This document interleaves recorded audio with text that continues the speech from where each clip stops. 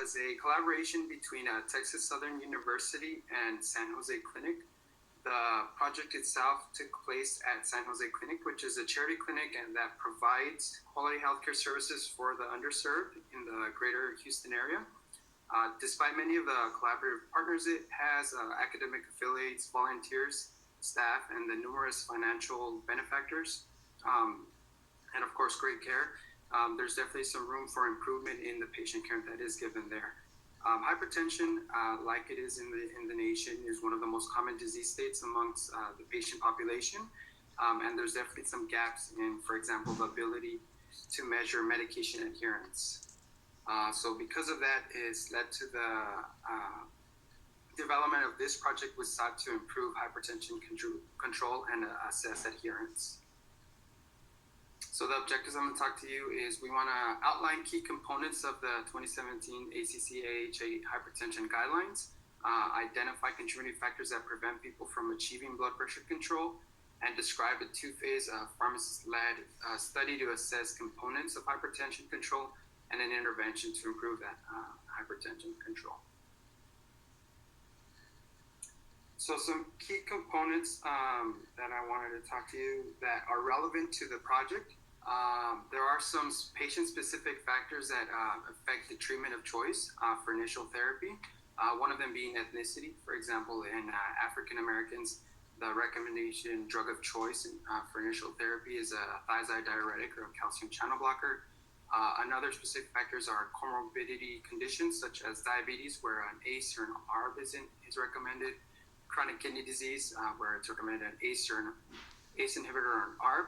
Coronary artery disease, a beta blocker plus an ACE or an ARB. And heart failure, a beta blocker plus an ACE or an ARB. For everyone else, first-line pharmacological agents include our ACE and our ARBs, thiazide diuretics, and our calcium channel blockers. And for most people, their blood pressure target blood pressure goal is less than 130/80 according to this guideline. So the objectives for our retrospective phase, which was our phase one, we wanted to first assess the utilization or application of guidelines.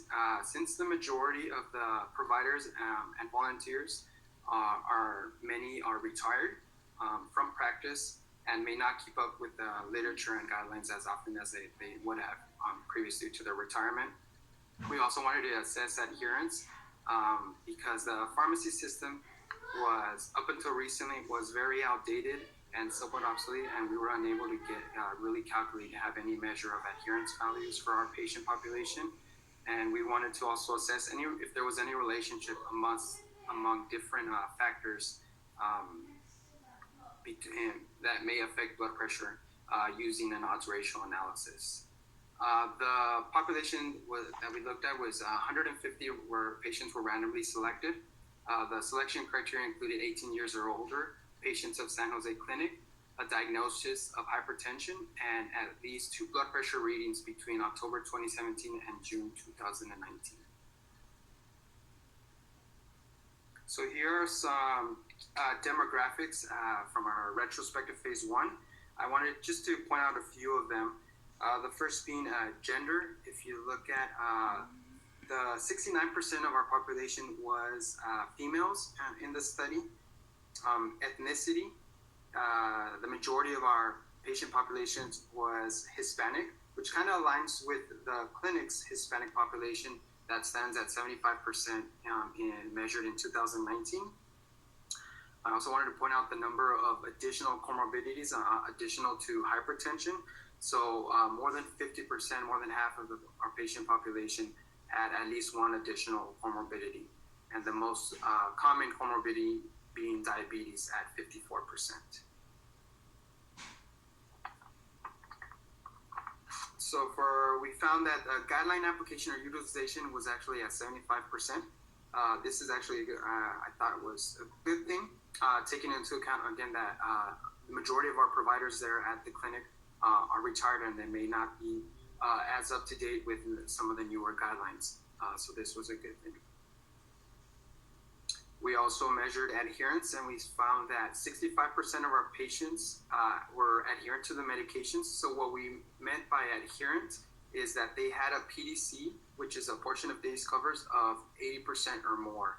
So PDC is the most commonly used adherence measure that we use as of right now. And the industry's accepted adherence threshold in most therapeutic categories is 0.8 or 80%. So which is why we went with this threshold.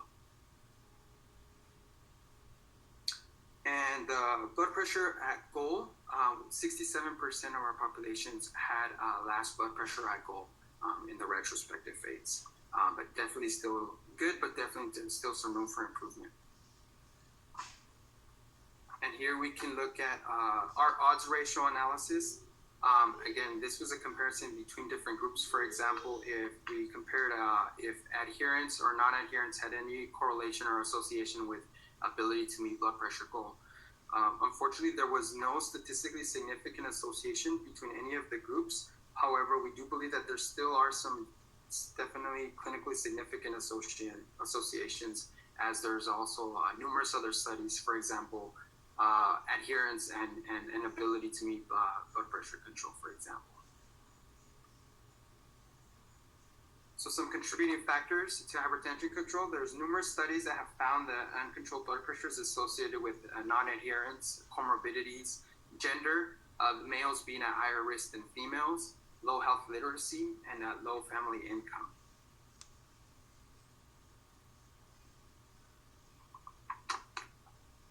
So after we did our phase 1 project, we wanted to find those results and utilize them, and we wanted to develop a prospective phase in order to address or intervene in some of the associated factors. So the objectives in this phase were to assess pharmacist-led intervention to improve hypertension control, measure and identify barriers to adherence and adherence-related behaviors. Again, we used the same population, which consisted of uninsured and underserved population in the greater Houston area. Out of the 150 initially analyzed in the retrospective phase, 59 of those people met the phase 2 criteria, which were when they had to have met phase 1, and they needed to still be active patients, meaning at least one visit since July 1st of 2019. And their blood pressure must not be at goal, meaning greater than 130 systolic or greater than 80 diastolic at their last visit. So during the pre-visit, I assessed what intervention activities were appropriate to address in each visit based on the retrospective results that we found. So everyone that wanted to participate in this study was given an AS12 survey, and I'll go a little bit into more detail on what that consists of in a later slide. And then everyone got basically an educational component or a counseling component to them. And against the adherence, if they were found to be in the retrospective phase to be non-adherent, then this was an intervention that was done. We addressed adherence. If there was a guideline was not utilized, this was another opportunity, or if there was any other opportunity for really therapy optimization. The visits consisted of 20 to 30 minutes where we did a blood pressure check, and we acted on these interventional components activities as I discussed. And then we scheduled a follow-up visit in at least a month out to where we then check their blood pressure again and reassess some of these interventional components that we discussed in the previous visit, or any new ones. So some examples of interventions, I put a few up here. For example, we had a diabetic patient with no history of an ACE or an ARB. And so one of the interventions was that an ACE inhibitor was initiated. Patient stopped taking an amlodipine due to an adverse event. And it was replaced with nifedipine extended release to resolve some of the side effects. Another patient with a history of hypertension for years with no pharmacological treatment. And so part of the intervention was that a thiazide diuretic, chlorthalidone, was initiated.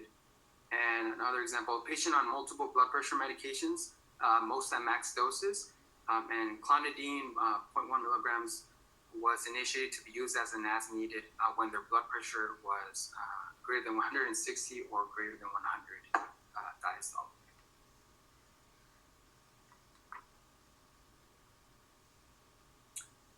So the AS12 survey This is a survey that was developed by Gilead. It's utilized to identify barriers to adherence. So basically how we can use this is any answers that are in the dark blue boxes, as you can see, for example, 1 through 3, the strongly agree, or neutral on some of them, would be in areas that can be discussed or addressed as a barrier to adherence.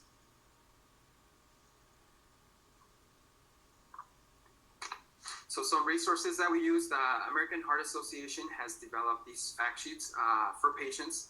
Part of their interventional visit is that they got copies of these fact sheets, and they were both in Spanish and English, depending on what their language preference was, so that they can take these home and kind of read through them on their own.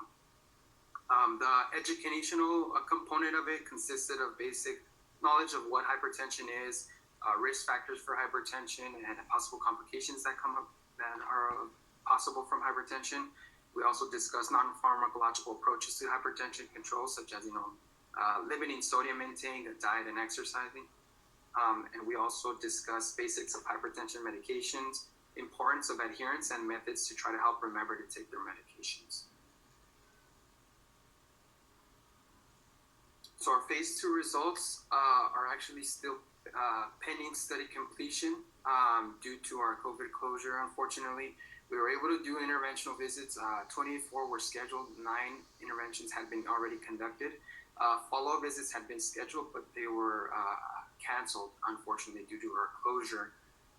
And so follow-up visits are actually tentatively have been rescheduled to June, so that we were able to go ahead and do this follow-up visit and finalize our results. So this concludes my presentation, but I'll go ahead and we're gonna now transition to some self-assessment questions. So what are your thoughts to contributing factors that prevent people from achieving blood pressure control?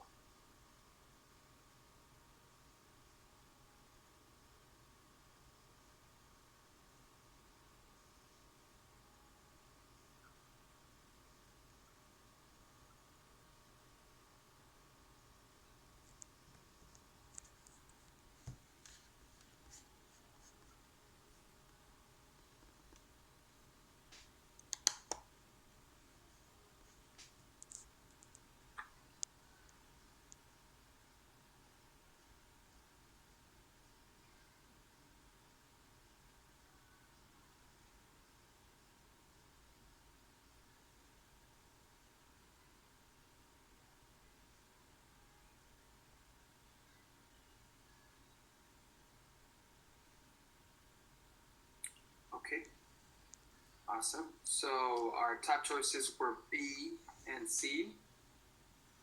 And let's see if it goes back to, actually, I'm sorry, our choices were B, C, and F, and the answer is F, all of the above. As these are all factors that contributing factors that prevent people from achieving blood pressure control. Next question.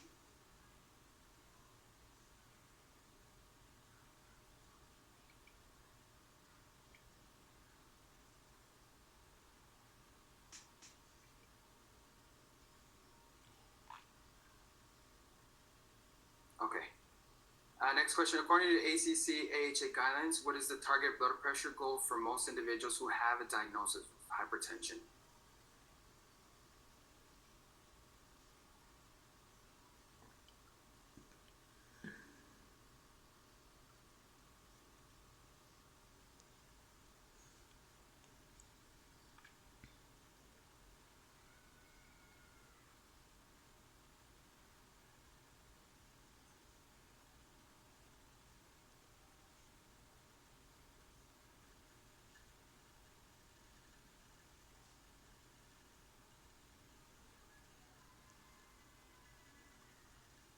So our top choice is C, which is correct. The target blood pressure being greater than 100 and less than 130 over less than 80.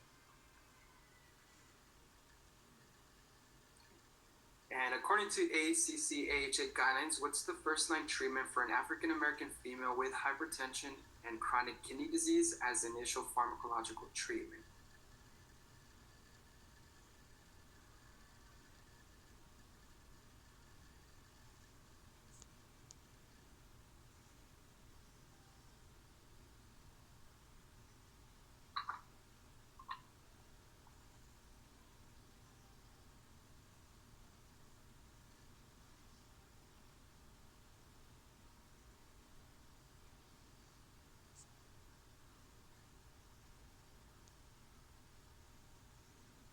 Okay. So we have a split between A and D. Let's see what we have. So between amlodipine and telmisartan.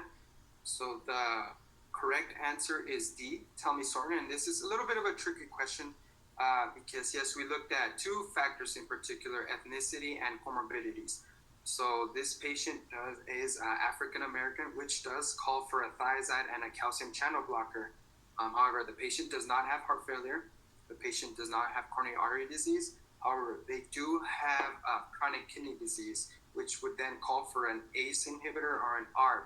So in this particular case, the comorbidity actually trumps the recommendation for ethnicities, which would make telmisartan and ACE or an ARB the recommendation.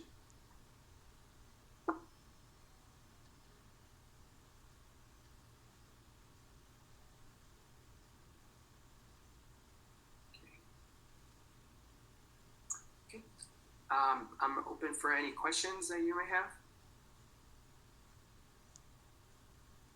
Okay, our first question is, what is the plan after following up with patients that had the intervention, specifically those that are still not meeting BP goals?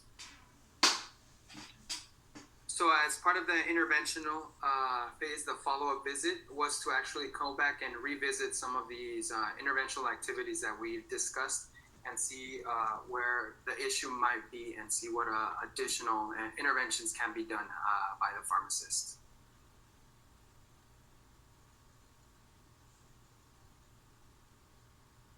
Okay, if anyone has questions, here's one. How do you plan to assess health literacy? We have, so the plan was we were not assessing it as part of our interventional phase. However, it is something that we're looking into doing in future, how we progress in the future in terms of maybe there's surveys we can use to measure these health literacies, as there are numerous.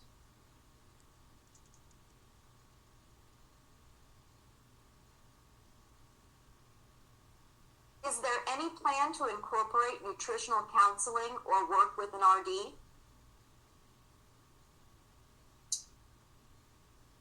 So at the moment, we're really open to really any new ideas based on what we find.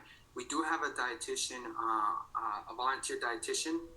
So really we need to reach out and then based on availability from the dietitian. But that is definitely a collaboration that we'd want to make, so that they can intervene as well and be a part of this interventional phase.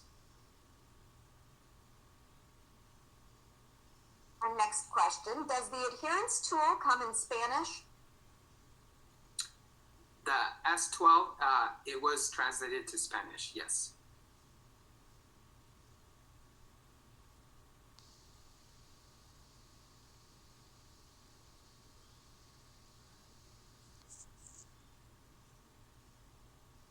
Okay, we do have just a couple of minutes left.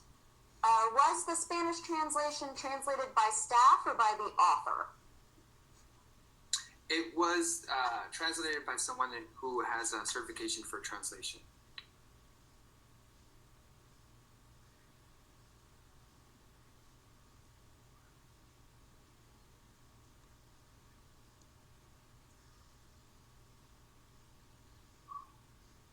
Okay, not seeing any other questions. I'd like to thank Randall Flores for this presentation.